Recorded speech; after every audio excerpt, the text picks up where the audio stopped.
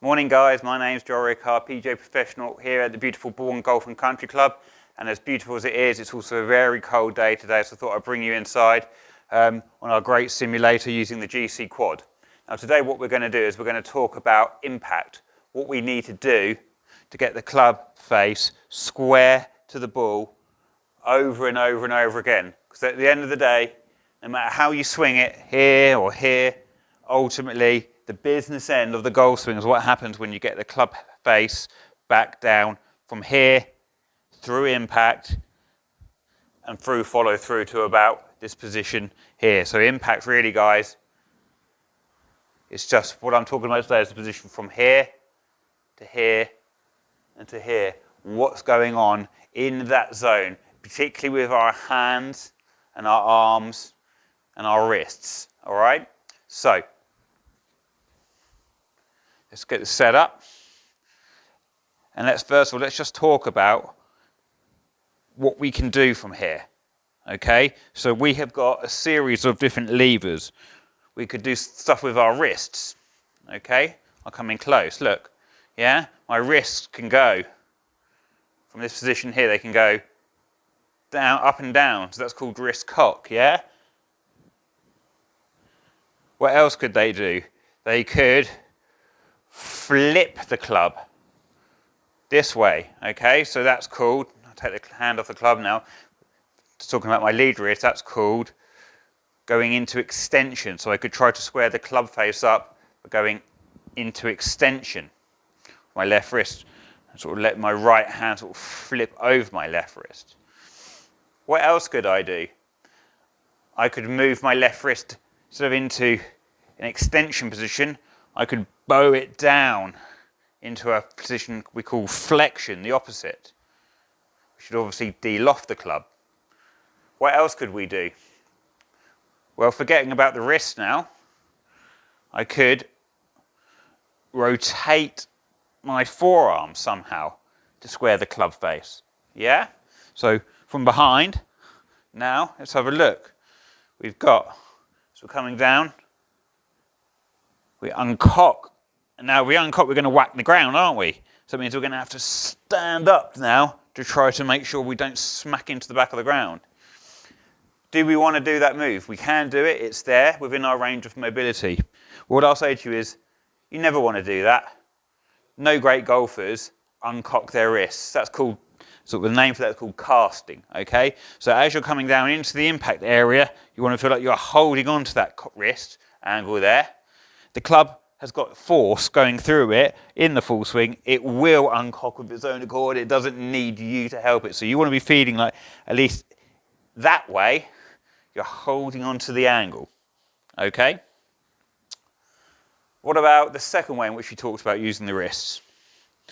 Do we want to, as we're coming down, try to scoop the ball in the air by breaking down our left wrist?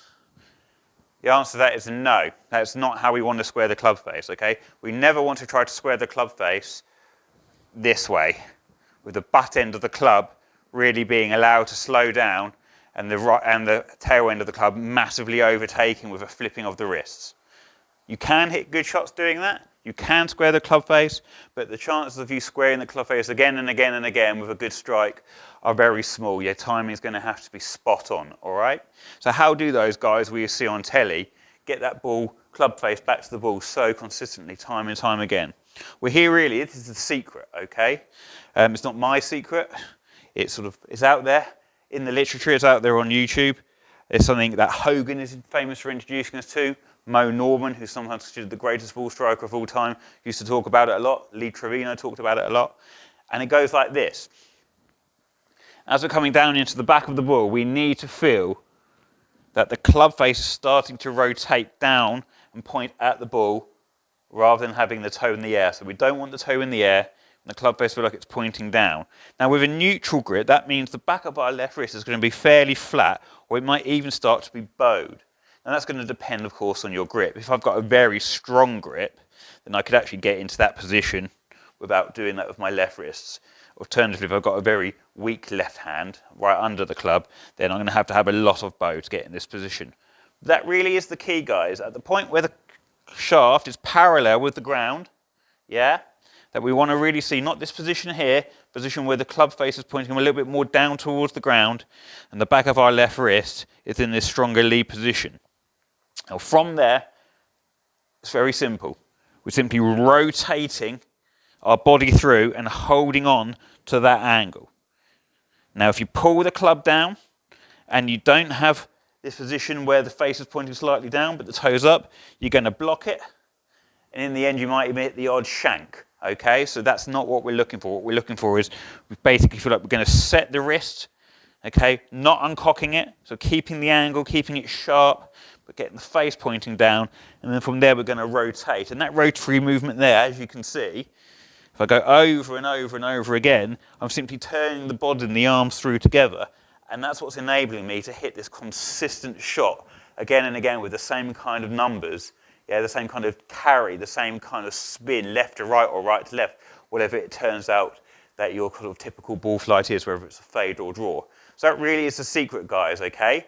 You're going to make sure you're going to drop the club down so that at this position here, when the club is parallel with the ground, slightly turned in toe, and from there you just rotate everything through, okay? You don't rotate your hips through and leave your shoulders behind. You don't let your shoulders go and keep your hips behind. You want to feel like it's collecting the ball all in one steady motion. Okay, so earlier I did mention that another way in which we can square the club face is not rather than through a sort of scooping of the wrists, it's through a kind of an aggressive rotation of the arm. So there you could still keep the back of your left wrist flat and you feel that that's rotating underneath and the forearms are crossing over. Okay, so how does that fit into this picture? Well, what I'll say is that that really doesn't fit into the picture. You want to be feeling that once you've got this set here at this position, and I don't mind how you work your way back to it, but once you get into this position, it's a feeling simply of rotating body and club face together. You'll see that at this point here on the follow through, that the shaft is very much pointing down out towards the ball rather than having moved around, yeah, the corner, if you like, and disappeared out of sight from the angle in which we're looking at it. But this is going to depend on your range of mobility, okay, and the strength you really have in your wrist and your forearms. So you might want to play with this a little bit and see if the feeling of crossing the forearms over as you rotate is something that really helps you, okay? So give it a go. But from an objective point of view, if you can simply set it into position and then rotate from that position through, that really is the ideal solution, all right? What I will say is the crossing of the forearms whilst retaining the shape of the lead wrist is a fantastic way of hitting a big raking draw or even a hook. If you're one of these people that have tried their hardest to throw the club face out in front of the ball and rotate as quickly as possible with your wrists and arms, and no matter what you do, the thing still goes right, and there's nothing that seems that you can do to make the ball move in the air from right to left. This is the reason why. It's because you're not rotating your forearms correctly through the ball to be able to hit that big raking right to left shot for the right hander. So it really is a feeling. I'll come in close again for you guys. It really is a feeling as you're coming through the ball to hit this this sort of raking right to left, that the knuckles sort of dragging down into the dirt almost, yeah, as the forearms rotate. So the forearms are rotating, but the wrists are not breaking down, okay? You do that along with, yeah, so if you put it all together, you do that along with what we said earlier. So if we go set and then we rotate, but as we rotate, we really feel that rotation underneath. That's how you're going to hit the big raking draw hook. I'll give it a go now. You get it, if you can really work it hard, you can really get a sort of a big wang from right to left. It's good fun. Let's give it a whirl, Joel, shall we? Aim a little bit right and see what happens. And there you go, you get that. You can see how much rotation I have on the follow through. Wow, look at that. It also shuts the club face down. You only hit miles, just hit 988 yards. That's mad. That's too much, obviously, but if we step to one side, you can probably see here, face to path, okay? So that's how much the face is closed to the path. The path is out to the right, okay, massively, 9.5 degrees, yeah? And the face is closed to the path, 7.4. So there you go. That's how you hit a great big raking draw, should you want to hit it. Personally, I don't know why you would want to hit that over and over again. because I can't see that being a consistent shape. You obviously want your numbers tighter, which is why I really want to be feeling like you sit down the angle, then hold it and turn it. That will give you a tighter set of numbers, yeah? A path much closer to neutral, a face much closer to neutral. But there you go, guys. Go and have a bit of fun with it. Enjoy your golf, and I look forward to seeing you again soon. Take care.